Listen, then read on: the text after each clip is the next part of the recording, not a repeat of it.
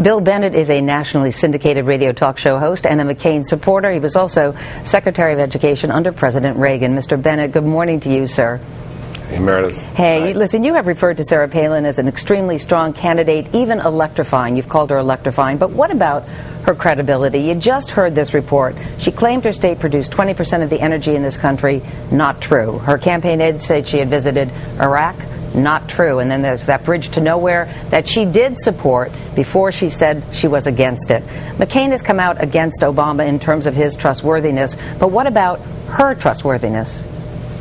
I think this is pretty small beer, really, pretty small stuff. She was in Kuwait. Did she step foot in Iraq? Maybe, maybe not. Was she in Ireland? Yeah, because the plane landed in Ireland. How this is is that not big stuff. But look, how is that small stuff? Because defending her foreign policy stuff. credentials, she says, "Look, I've been there. I've been in Iraq." Because it is small stuff. These are very tiny things compared to decisions made in office. This is a woman who has taken on the Republican establishment, taken on the Republican governor. She is extremely popular in the state of Alaska. That matters too. Let's just compare her record and look at everything. That's perfectly fine with Joe Biden's record. When you talk about Joe Biden, he was opposed to the first Gulf War. Was that a good decision? He was opposed to the surge. He said it would be a catastrophe and a total failure. Those are much more consequential issues than what we're talking when about. You hear from several of when you hear from several of the conservative voices, David Brooks and George Will among them, they are questioning her credentials. They wonder if she is really qualified to be vice president. What are you hearing from other people within the Republican Party? Well, they're intellectuals, and sometimes people listen to intellectuals and sometimes they don't. She remains extremely popular, Meredith.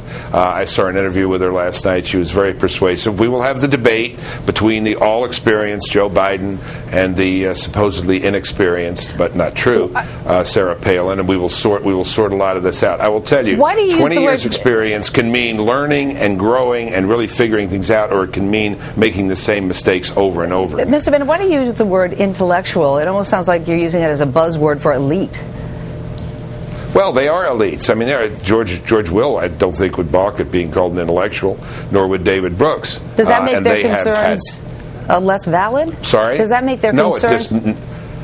No, hey, I'm one myself. I got a PhD, but what it doesn't mean is that everybody has to fall in line. And most Americans, most people call my radio show, most conservatives, I should say, and most Republicans are thrilled with Sarah Palin. And the more we see, such as in this interview last night, the more pleased people are. I note that she has a higher approval rating than Joe Biden in the latest CBS New York Times poll. That's pretty interesting. Ms. Bennett, let's talk about the economy. I'm going to switch gears here. Voters want to know, obviously, where the candidates stand. That is the number one issue right now, which is why Senator McCain's comments over the past few days have a lot of people scratching their heads. First, he says the fundamentals of the economy are essentially strong. Then he says, he modifies that, says that we are in a crisis, talks about beefing up Wall Street regulation, when in last March he told the Wall Street Journal that he's always for less regulation.